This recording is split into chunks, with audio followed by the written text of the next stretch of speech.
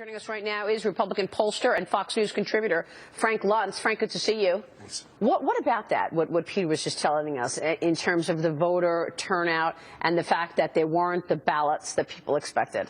How ridiculous. Yeah. It's pathetic.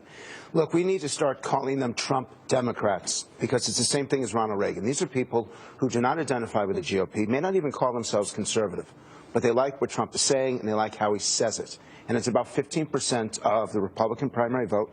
It's about 6-7% of the electorate, and it can make a difference. But the one thing you got to understand about Trump Democrats is when they vote for the Senate, they vote for the House and everything else, they're still Democrats. And there is the chance that the Republicans are actually nominating the person that could actually cost them the Senate and even the House as a result. Wow, that's big news. We've been doing focus groups across the country. We've done about 50 of them since August. And listening to that anger, that's also, I want to correct a misnomer. It's not anger, it's betrayal. They believed, to use Obama's language, that if you worked hard and played by the rules, you could get ahead. They're in their 50s and 60s. They're so far behind. They're still in debt. You now have parents who are paying their own college loans and their kids' college loans at the same time. And they don't think that they're ever going to get out of it. If Donald Trump, how do you connect, though, with younger people, women, Latinos? We were talking about the speech he gave at AIPAC. It was a scripted speech, but again, do you need to see more of that, more of a controlled conversation where he's parsed a little bit or not? I don't know. Look, he has done so well by doing the exact opposite of what people like me would have recommended to him. And he's really his own advisor. He's telling the truth when he says that. The problem is that what it takes to win the Republican nomination is different than what it takes to win the general election, because the electorate is different. It's not as ideological. It's much more character-based. And Donald Trump has to prove that not only is he angry, not only will he shake things up, he has to prove he's presidential. They have to see him delivering the State of the Union address. He also has to prove that he actually has a plan to defeat ISIS, right? I mean, a number of foreign policy executives sent that letter saying, look, we're questioning even if the military will take orders from him. So how easy is this? You have Hillary Clinton, who has jumped on Barack Obama's agenda, basically giving him a bear hug. And with each of these examples of terrorism, it is clear that the Obama strategy isn't working.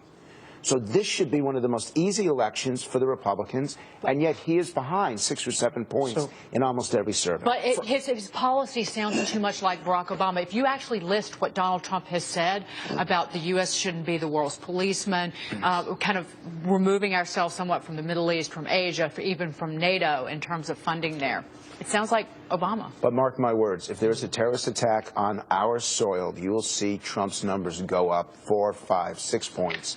Because everything he's saying is about protecting this country. It may not be helpful to Europe, which is frightening to all of us here, but it is about protecting this country, and at least he's talking about it. By the way, we were just talking about an article. I know you got to get in here, Michael, but we were just talking about an article that Dagan and I keep retweeting, and this is an article from the New York Times in January. And here's the headline of the story, okay? Donald Trump finds a new city to insult, Brussels. He called it. He has been talking about radicalization in Brussels. I mean, so it's hard to say he hasn't been spot on with some of the issues that he's raised. Not only has he been spot on, but he's done it in a way that the public believes him. He says what he means what he says, he speaks it in such plain English that the intellectuals can't stand it. So I get that. And I actually enjoy it to some degree. Everyone enjoys it. I mean, he's made it a spectator sport, man. I mean, you can't turn it off sometimes. I just want to ask you, because it's your area of expertise, the 6 to 7 points that he's behind in March, I mean, that's a margin that can be made up between now and November, correct? But you name the people. He is doing worse than most Republicans do among Latinos. He's doing worse among women, and he's doing worse among voters 18 to 29. But the Democratic vote offsets that, right? Because he's getting Dems. But that's the problem, is it doesn't offset it enough. That's the thing. So badly among young women. Frank, the GOP platform, obviously, is social conservatism. Ted Cruz, who just came on, and I thought spoke really well, is inexorably tied to that. That perhaps might be a barrier to getting centrists to vote GOP in November. Do you think that Donald sees that? Will that be something that's either de-emphasized or toned down in a general election for November versus now? I have no idea how he's going to do a platform. So let's be blunt, because no one's been talking about this. He doesn't know how to run a convention. His people have never put together a nationwide campaign. You're going to need $1 billion for the Republican National Committee. The Democrats will have it. And he talks about self-funding himself. But he doesn't have the liquidity for that. And the party has to do so many of these things that he has no idea. His team has no idea. Well, you guys have to do your show in Cleveland. And you want to do it exactly 1 block away because you will be surrounded by hell. And it'll be, you will tell your children and your grandchildren how you got hit in the head with a tomato because you were there in Cleveland. You got to see it. It is going to be one hell of a show. So what will a contested convention look like? Or do you think, for example, Ted Cruz, who was just sitting here a minute ago, can actually get the number of delegate votes going into the convention? He's half right.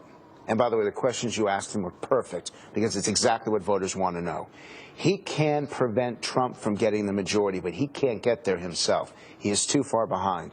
Just yesterday, a great example is, yeah, he wins in Utah overwhelmingly, but Trump still picks up more delegates in Arizona. The math doesn't work, and Kasich is not strong enough. It actually might have been advantageous if Rubio stayed in and collected a few delegates here and there. But I'm not convinced that Trump gets to the number that he needs before Convention Day. Here's the problem. Should he at least change and start running and talking to the American people as if he is the nominee now, so he begins to communicate differently with people? I don't know if he can. I mean, the great thing about him is he also is challenging. He is who he is. Listen, he was the first presidential candidate yesterday morning to at least respond to the Brussels attacks, and it was a short tweet with a misspelling in it at 7 o'clock in the morning. Then he took it back and he did it again when he spelled it right. But Kasich and Cruz, well prepared, parsed, carefully worded statements. So once again, it works perfectly in a primary situation. It is much different in the general election. Let's be honest, though. Like a few months ago, everyone would have said, oh, he doesn't have the right apparatus to get this done. Hey, he's winning. Yeah, I agree. Can that translate to November? Can that translate to a convention? The convention's a wild card, but what about November? Why can't it translate? How can I buy the pay-per-view rights for the debates? Because sure. It is going to be nationwide. More people are going to watch it nationwide, globally, than watch the Super Bowl. Right. If I could just get $1 per global viewer. That's what we want, too. I have one quick question. Go ahead. Okay. So, Ted, little Marco, how does he brand in 2 words Hillary Clinton without seeming like he's attacking her as a woman? That's going to be the What question. do you call her? Oh, 2 words? Okay, I need Hillary permission. Clinton. It's not 2 words. He used a line, which is really ugly. It is funny, but ugly. And he said it publicly, and I'll say it here. Do it. I have permission. If she can't satisfy her husband, how can she satisfy the country? It is what you gave me permission. That's not going to work.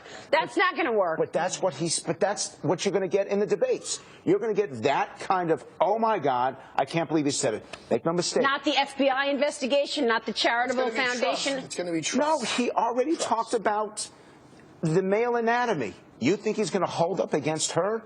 No way. And that's why everyone's going to watch. So how do the 5 of us get ownership of pay-per-view? Because Up to Maria. we will not have to be on Fox ever. I may not ever be on Fox ever again. But we won't have to be if we own that. Unbelievable. Frank, always a pleasure. Thank you. Always fantastic info from Frank Luntz there.